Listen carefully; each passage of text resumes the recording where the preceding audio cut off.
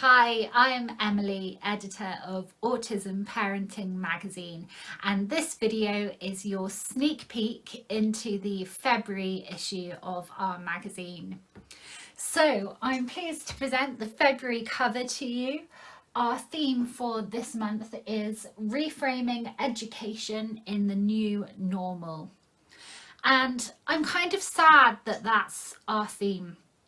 When the COVID-19 pandemic began at the beginning of last year, I don't think any of us were expecting to be in the situation we are still in today.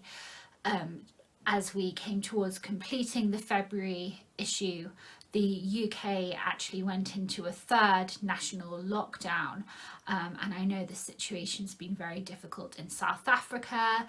The United States, where the majority of our readers are based, has had its own challenges, which have varied in severity from state to state.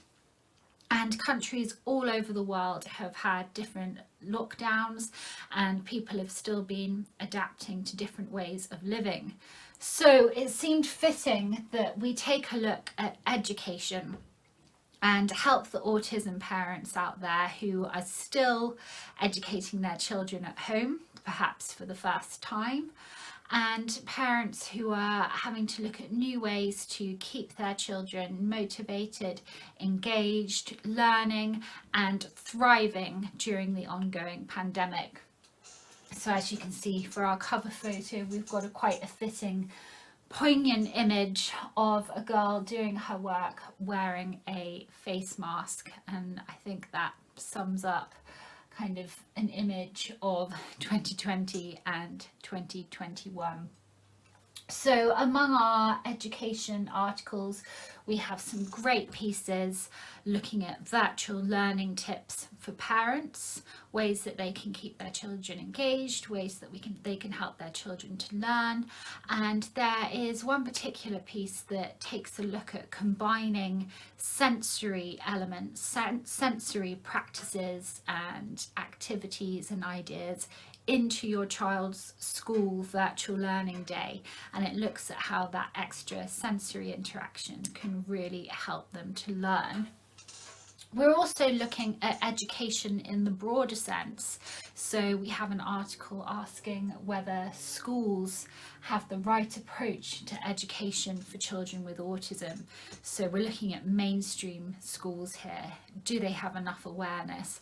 Are they accommodating our children? And what else can be done to support them in a traditional school setting? In addition to all this education content, we've got great regular features. We've got features looking at ideas such as behaviour therapy. We have a feature that looks at teaching private versus public behaviours. So I know that's an issue that many of our autism parents face, helping their child, especially as their child gets a bit older, helping their child to understand what they can do in front of other people, what's socially acceptable, and what behaviours are better kept in the privacy of their own home, their own bedroom, the bathroom, etc. I know lots of parents can relate and know the types of things that I'm referring to here. We're also looking at online autism therapy.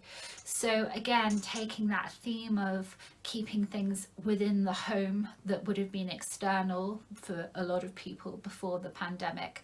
So people who have had to bring their occupational therapy or behaviour therapy or other forms of holistic therapy perhaps online, and do that virtually with their children rather than visiting clinics or therapy providers.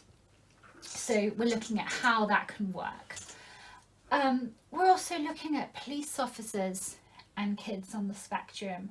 I know this is a hot topic, whether the police force have that understanding of people with autism, understand how to communicate with them, understanding the difference perhaps between their behaviours and their understanding of their behaviours compared to other members of the public.